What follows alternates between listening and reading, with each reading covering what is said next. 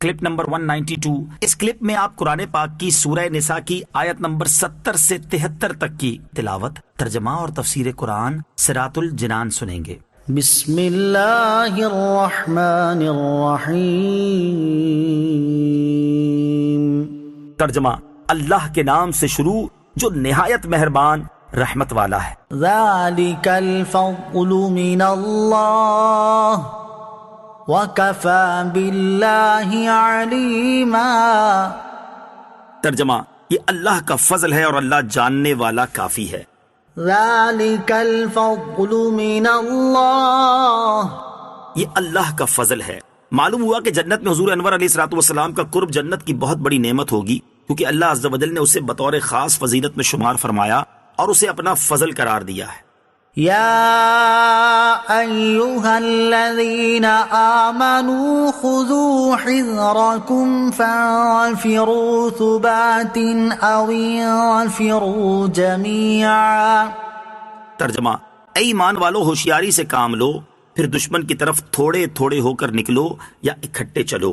خذوا حذرکم، ہوشیاری سے کام لو۔ اللہ عز و جل کا کروڑا کروڑ احسان ہے کہ اس نے ہمیں زندگی کے کسی بھی شعبے میں اپنے احکام سے محروم نہیں رکھا، بلکہ ہر جگہ ہماری رہنمائی فرمائی۔ ماں باپ، بیوی بچے، رشتہ دار، پڑوسی، اپنے بیگانے سب کے متعلق واضح ہدایات عطا فرمائی۔ اسی سلسلے میں ہماری بھلائی کے لیے ہمیں ہوشیار رہنے کا حکم دیا اور فرمایا کہ دنیا کے دیگر معاملات کی طرح دشمنوں کے مقابلے میں بھی ہوشیاری اور سمجھداری سے کام لو۔ دشمن کی گھات سے بچو اور اسے اپنے اوپر موقع نہ دو، اور اپنی حفاظت کا سامان لے رکھو، پھر موقع محل کی مناسبت سے دشمن کی طرف تھوڑے تھوڑے ہو کر نکلو یا اکٹھے چلو، یعنی جہاں جو مناسب ہو امیر کی اطاعت میں رہتے ہوئے اور تجربات و عقل کی روشنی میں مفید تدبیریں اختیار کرو۔ یہ آیت مبارکہ جنگی تیاریوں، جنگی چالوں، دشمنوں کی حربی طاقت کے اندازے لگانے، معلومات رکھنے، ان کے مقابلے میں بھرپور تیاری اور بہترین جنگی حکمت عملی کے جملہ اصولوں میں رہنمائی کرتی ہے۔ اس سے یہ بھی معلوم ہوا کہ اسباب کا اختیار کرنا بھی نہایت اہم ہے۔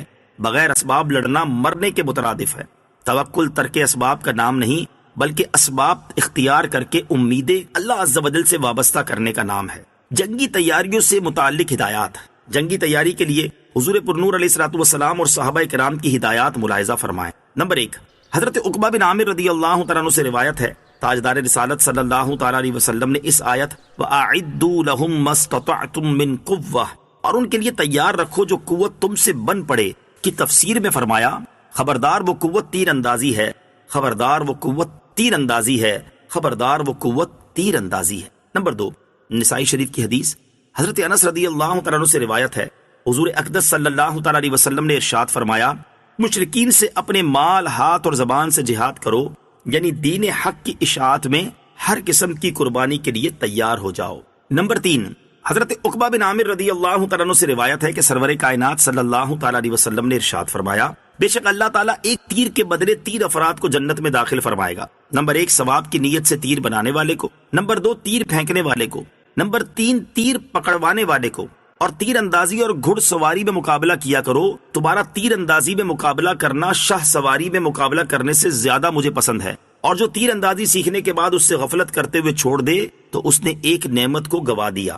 نمبر 4، حضرت عمر بن خطاب رضی اللہ تعالیٰ عنہ نے اہل شام کو خط لکھا کہ اپنی اولاد کو تیراکی اور گھڑ سواری سکھاؤ۔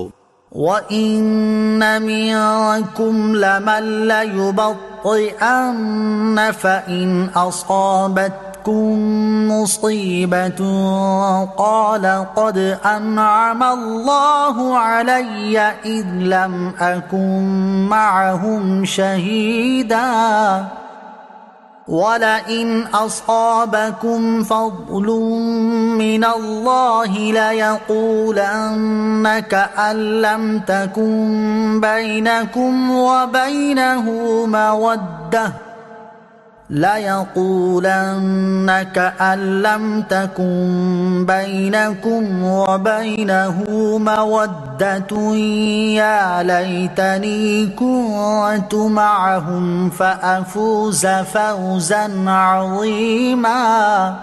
ترجمہ، اور تم میں کچھ لوگ ایسے ہیں جو ضرور دیر لگائیں گے، پھر اگر تم پر کوئی مصیبت آ پڑے تو دیر لگانے والا کہے گا، بے شک اللہ نے مجھ پر بڑا احسان کیا کہ میں ان کے ساتھ موجود نہ تھا۔ اور اگر تمہیں اللہ کی طرف سے فضل ملے تو تکلیف پہنچنے والی صورت میں تو گویا تمہارے اور اس کے درمیان کوئی دوستی ہی نہ تھی۔ جبکہ اب ضرور کہے گا اے کاش میں بھی ان کے ساتھ ہوتا تو بڑی کامیابی حاصل کر لیتا۔ وَإِنَّ مِنْكُمْ لَمَن لَّيُبَطِّئَنَّ، اور تم میں جو کچھ ایسے ہیں جو ضرور دیر لگائیں گے۔ یہاں منافقوں کا بیان ہے کہ منافقوں کی حالت یہ ہے کہ حتی الامکان میدان جنگ میں جانے میں دیر لگائیں گے تاکہ کسی طرح ان کی جان چھوٹ جائے، اور اگر پھر واقعی ایسا ہو جائے کہ مسلمانوں کو کوئی مصیبت آ پہنچے اور یہ منافقین وہاں موجود نہ ہوں تو بڑی خوشی سے کہیں گے کہ اللہ عز و جل کا شکر ہے کہ میں وہاں موجود نہ تھا، ورنہ میں بھی مصیبت میں پڑ جاتا۔ اور اگر اس کی جگہ مسلمانوں پر اللہ عز و جل کا خصوصی فضل ہو جائے کہ انہیں فتح حاصل ہو جائے اور مال غنیمت مل جائے تو پھر وہی تکلیف کے وقت اجنبی اور بیگانے بن گئے تھے، اب کہیں گے کہ اے کاش کہ ہم بھی ان کے ساتھ ہوتے تو ہمیں بھی کچھ مال مل جاتا۔ گویا منافقین کا اول و آخر صرف مال کی ہوس ہے، انہیں نہ مسلمانوں کی فتح سے خوشی اور نہ شکست سے رنج، بلکہ شکست پر خوش اور فتح پر رنجیدہ ہوتے ہیں۔ خود غرضی اور مفاد پرستی کی مذمت۔ اس سے یہ بھی معلوم ہوا کہ خود غرضی، موقع شناسی، مفاد پرستی اور مال کی ہوس منافقوں کا طریقہ ہے۔ دنیا میں وہ شخص کبھی کامیاب نہیں ہوتا جو تکلیف کے موقع پر تو کسی کا ساتھ نہ دے لیکن اپنے مفاد کے موقع پر آگے آگے ہوتا پھرے۔ مفاد پرست اور خود غرض آدمی کچھ عرصے تک تو اپنی منافقت چھپا سکتا ہے، لیکن اس کے بعد ذلت و رسوائی اس کا مقدر ہوتی ہے۔